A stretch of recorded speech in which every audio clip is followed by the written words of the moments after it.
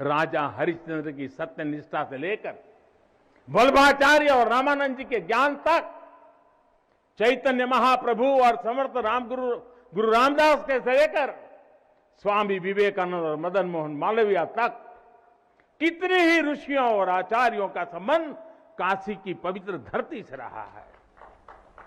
छत्रपति शिवाजी महाराज ने यहां प्रेरणा पाई। रानी लक्ष्मीबाई से लेकर चंद्रशेखर आजाद तक कितने ही सेनानियों की कर्मभूमि जन्मभूमि काशी रही है।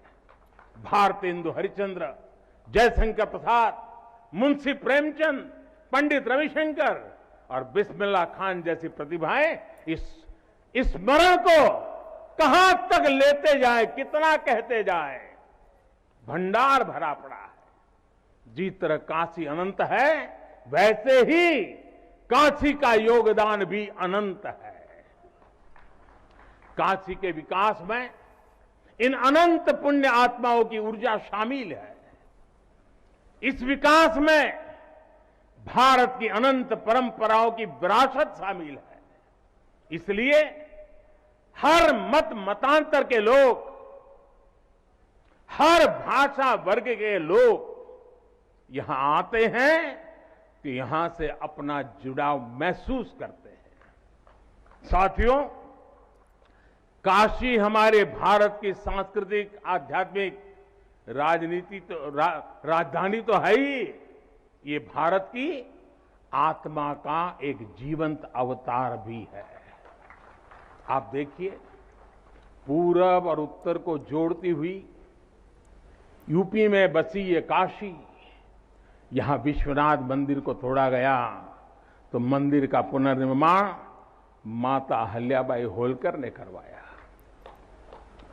जिनकी जन्मभूमि महाराष्ट्र थी, जिनकी कर्मभूमि इंदौर, माहेश्वर और अनेक क्षेत्रों में थी। उन माता अहल्याबाई होलकर को आज मैं इस अवसर पर नमन करता हूं। 200-250 साल पहले उन्होंने काशी के लिए इतना कुछ किया था, तब के बाद काशी के लिए इतना काम अब हुआ है। साथियों, बाबा विश्वनाथ मंदिर की आभा बढ़ाने के लिए पंजाब से महाराजा रणजीत सिंह ने 23 मन सोना चढ़ाया था, इसके शिखर पर सोना मढ़वाया था। पंजाब से पूज्य गुरु नानक देव जी भी काशी आए थे, यहां सत्संग किया था। दूसरे सिख गुरुओं का भी काशी से विशेष रिश्ता रहा था। पंजाब के लोगों ने काशी के पुनर्निर्माण के लिए दिल खोलकर दान दिया था। पूरब में बंगाल की रानी भवानी ने बनारस के विकास के लिए अपना सब कुछ अर्पण किया। मैसूर और दूसरे दक्षिण भारतीय राजाओं का भी बनारस के लिए बहुत बड़ा योगदान रहा है। एक ऐसा शहर है जहां आपको उत्तर, दक्षिण, नेपाली, लगभग हर तरह की शैली के मंदिर दिख जाएंगे।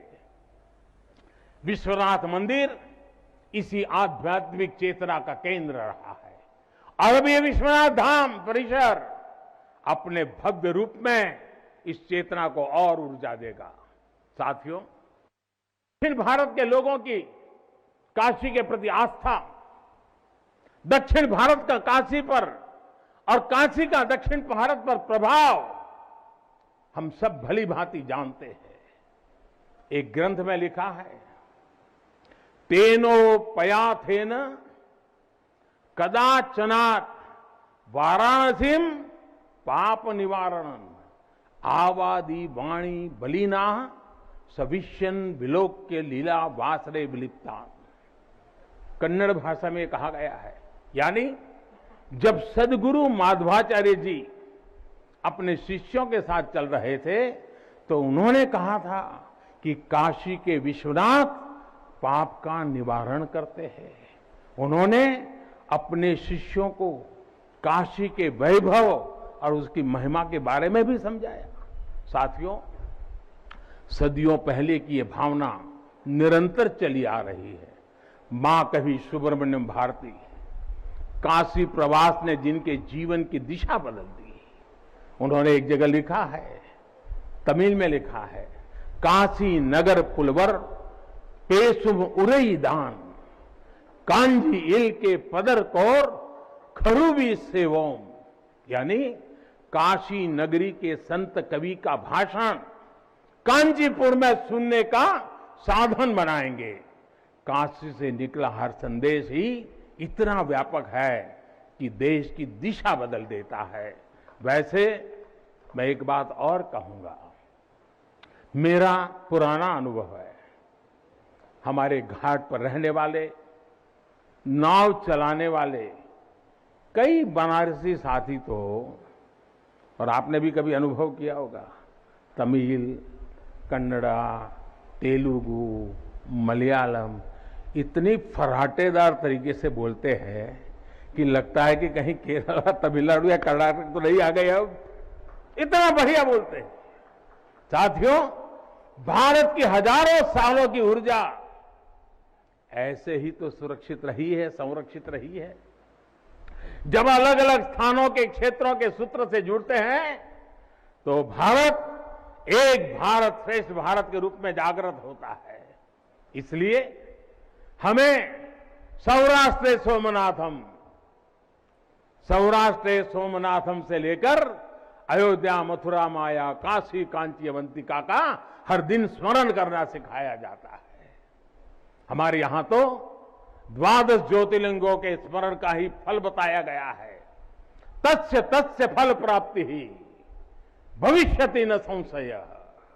यानी सोमनाथ से लेकर विश्वनाथ तक 12 ज्योतिर्लिंगों का स्मरण करने से हर संकल्प सिद्ध हो जाता है, इसमें कोई संशय ही नहीं है।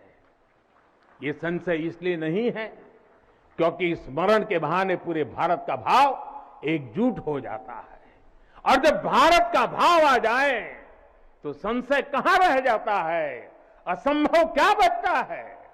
साथियों, ये भी सिर्फ संयोग नहीं है कि जब भी काशी ने करवट ली है, कुछ नया किया है, देश का भाग्य भी बदला है।